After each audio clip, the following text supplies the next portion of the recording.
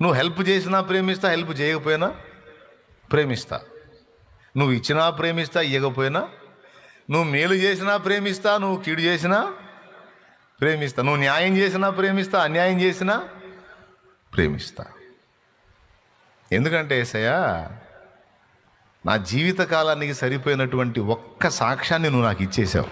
ఓ life మొత్తానికి కూడా సరిపోయిన ఒక్క సాక్ష్యం నువ్వు నాకు ఇచ్చేసావు.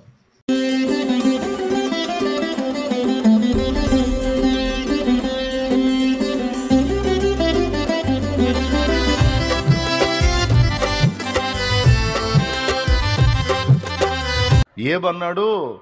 అట్లయితే మీరు తెలుసుకోవాలి, సర్వశక్తుడు నాకు అన్యాయం చేశాడు అంటాడు. మరి ఆ అనుభవాలు పొందినోడికి వచ్చింది ఆ డైలాగ్. మామూలుకి ఎందుకు వచ్చింది? మామూలు పెద్ద పెద్ద మాటలు మాట్లాడతారు. ఏ మాటలు? అసలు కనకూడదు మనం అని. అసలు కనకూడదు మనం, అసలు ఏందనుకున్న దేవుడు అమ్మో.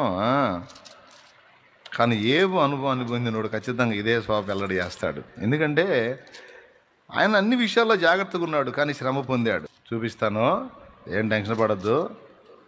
మొట్టమొదట ఏబు గ్రంథం 13వ అధ్యాయంలో ఫ్రెండ్స్ దేవుడి పక్షంగా మాట్లాడుతుంటే ఏమంటున్నాడు? 13:7 ఒకసారి చూడండి.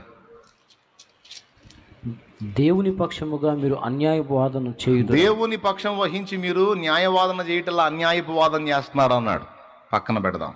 19:6 చదువు. అలాగైతే దేవుడు నాకు అన్యాయము చేసిననియు తన వలలో నన్ను చిక్కించుకొనిననియు మీరు తెలుసుకొనుడి. ఓకేనా? ఉందా? అన్నాడా లేదా? ఏమన్నాడు? నేను న్యాయవంతుడినే, నేను పర్ఫెక్టే, దేవుడే నాకు అన్యాయం చేశాడు. అట్లా అనకూడదు ఏమంటారు వాళ్ళు. అనకూడదు ఏందా? మరి నేను చేసిన తప్పేం చెప్పు.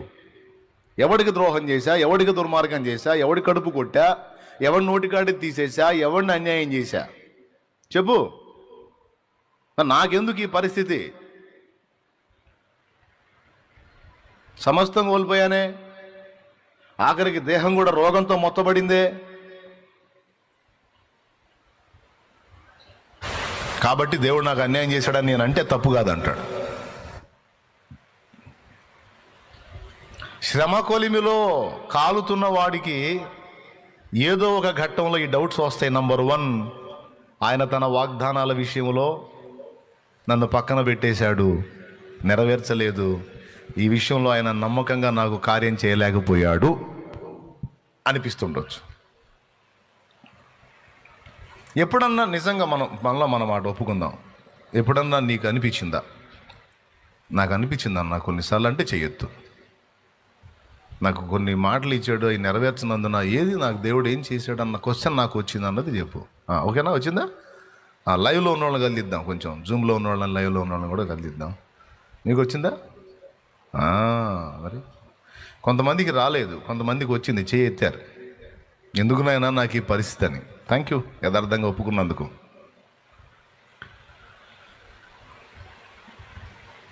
ఒకటి అది. రెండోది, నాకు ఇంత అన్యాయం జరుగుతుంది ఏంది? ఇంత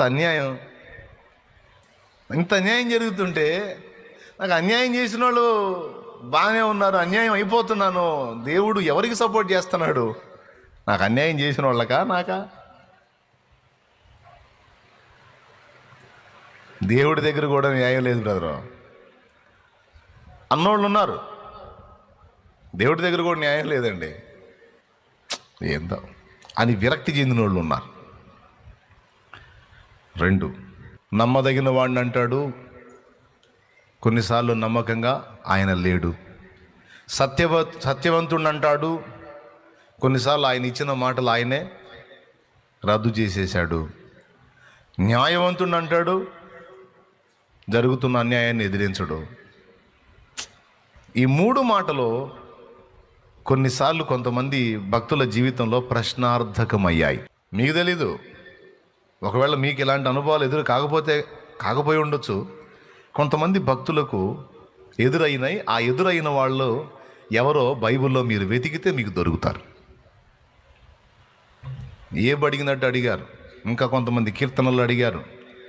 తొల్లిటి నీ కృపాతిశయములు ఎక్కడా అంటే, ప్రారంభంలో నువ్వు చూపినటువంటి ఆ కృప, దాని యొక్క అతిశయం ఇప్పుడు ఏదయ్యా? ఎందుకు మమ్మల్ని ఇట్లా శ్రమల పాలు చేసావు, ఎందుకు ఇట్లా మమ్మల్ని అప్పచెప్పావు, మేము నీ పిల్లలం కాదా, నువ్వు మా తండ్రివి కదా, మమ్మల్ని నడిపించలేదా, మమ్మల్ని పిలవలేదా, మమ్మల్ని రక్షించలేదా, పోషించలేదా, మా పక్షం వహించలేదా, ఎందుకయ్యా మమ్మల్ని ఇట్లా అప్పచెప్పావు?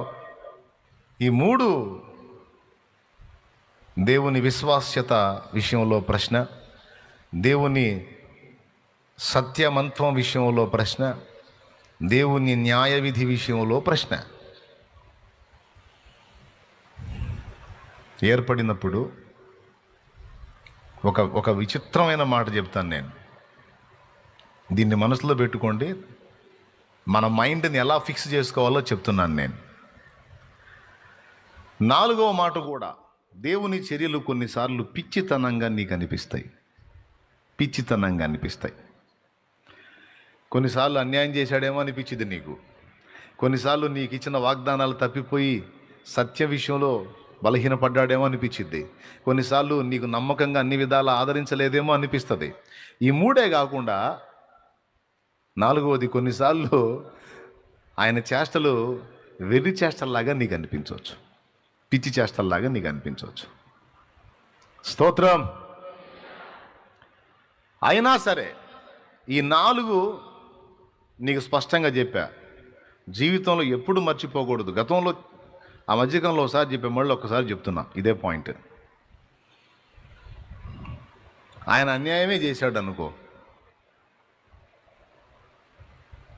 ఆయన నీకు నమ్మకంగా ఉండలేదే అనుకో, వినండి, ఆయన నీకు ఇచ్చిన మాట ఇవ్వకుండా తప్పిపోయాడని అనుకో, అయినా సరే నువ్వు ఆయన్ని ప్రేమించాలి. ఇది భక్తి.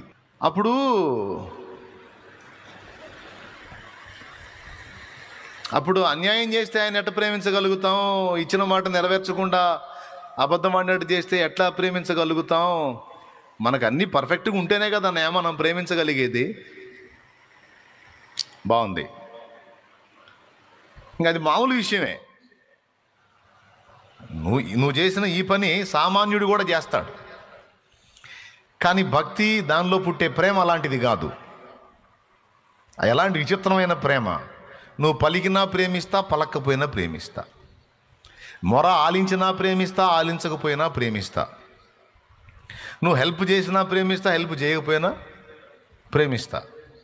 నువ్వు ఇచ్చినా ప్రేమిస్తా, ఇవ్వకపోయినా. నువ్వు మేలు చేసినా ప్రేమిస్తా, నువ్వు కీడు చేసినా ప్రేమిస్తా. నువ్వు న్యాయం చేసినా ప్రేమిస్తా, అన్యాయం చేసినా ప్రేమిస్తా. ఎందుకంటే యేసయ్యా, నా జీవిత కాలానికి సరిపోయినటువంటి ఒక్క సాక్ష్యాన్ని నువ్వు నాకు ఇచ్చేసావు.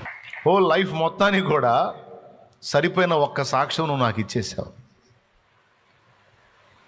ఏంటంటే, నేను ఇంకనూ పాపినై ఉండగానే, నేను ఇంకనూ నీచుండై ఉండగానే, నీచురాలనై ఉండగానే, దుర్మార్గునై ఉండగానే, దుర్మార్గురాలనై ఉండగానే, అసహ్యురాలనై ఉండగానే, నేను ఘోర పాపినై ఉండగానే నీవు నన్ను ప్రేమించి ప్రాణం పెట్టావు. ఇక చాలు, నేను నిన్ను ప్రేమిస్తా. ఎందుకంటే సిలువలో నీ విలువ నాకు తెలిసింది, సిలువలో నీ ప్రేమ నాకు తెలిసింది, సిలువలో నీ నమ్మకత్వం నాకు తెలిసింది, సిలువలో నీ న్యాయ విధి నాకు తెలిసింది, సిలువలో నీ సత్యసంధత నాకు తెలిసింది. ఎందుకు సిలువెక్కాడు? న్యాయాన్ని ప్రేమించాడు గనుక సిలువెక్కాడు. ఎందుకు సిలువెక్కాడు? మనందరి కన్న తండ్రిగా మనకు నమ్మకమైన వాడుగా ఉండునట్లు సిలువెక్కాడు. ఏ నమ్మకత్వం, ఏ సత్య విషయం, ఏ న్యాయ విషయంలో మనకు డౌట్స్ వచ్చినాయో ఆ మూడిటికి సిలువలో సమాధానం చెప్పాడు. ముందే చెప్పేశాడు. స్తోత్రం చెబుతారా? సిలువ ఉందా ఆయనక? ఉందా? అందుకు సిలువ పెట్టేది, సిలువకు దండం పెట్టమని కాదు. ఆ సిలువను చూసినప్పుడు అందులో కొన్ని సంగతులు గుర్తు రావాలి నీకు. న్యాయం కోసం సిలువెక్కాడండి. న్యాయం ప్రకారం పాపం చేసినోడు శిక్ష పొందాలి, అది న్యాయం. లంచం తీసుకొని వదిలేస్తే అన్యాయం, పాపం.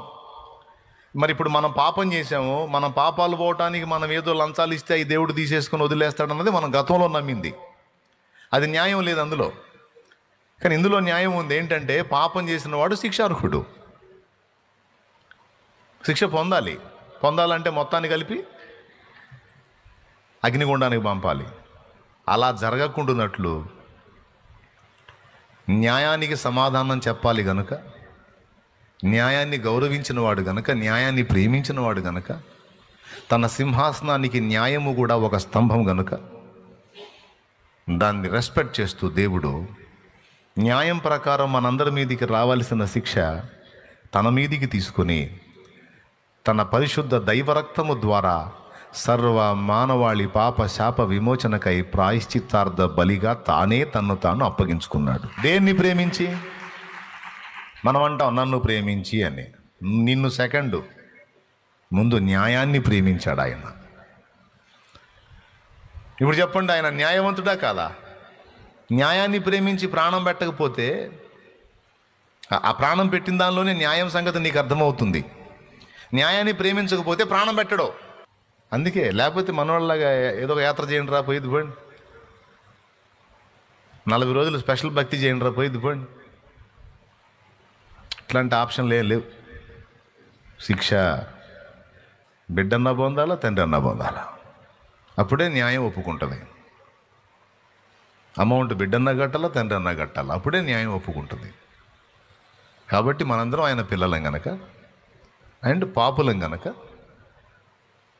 మనందరినీ కన్న తండ్రి ఆయన పరిశుద్ధుడు గనక, మనందరం ఆయన పిల్లలం గనక, అదే సమయంలో ఆయన న్యాయవంతుడు గనక మనల్ని ప్రేమించాడు, న్యాయాన్ని ప్రేమించాడు.